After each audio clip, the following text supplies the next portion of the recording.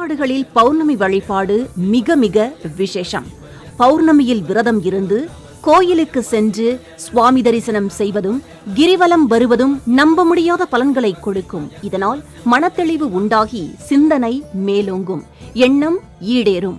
அதேபோல சிவபெருமானுக்கு விருப்பமானதும் வேதங்களில் மிக மிக சக்தி வாய்ந்ததும் என கூறப்படுவதும் தான் ஸ்ரீருத்ரம்.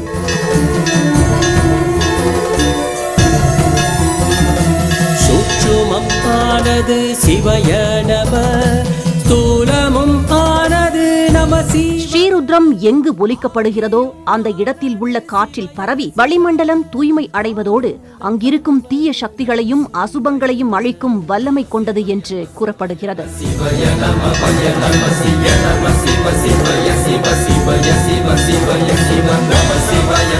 இந்த ஸ்ரீருத்ர மந்திரமானது நம்மை இறைத்தன்மை வாய்ந்த வேறு உலகத்திற்கே அழைத்துச் செல்லும் தன்மை கொண்டது. அப்படிப்பட்ட ஸ்ரீருத்ரத்தை பாலகுருநாதீஸ்வர சுவாமி கோயிலில் மாதந்தோறும் குறிப்பாக பௌர்ணமி நாளில் கைதேர்ந்த சிவாச்சாரியார்கள் போத விசேஷ யாகங்களும் சுவாமிக்கு ருத்ராபிஷேகமும் நடைபெறுகிறது.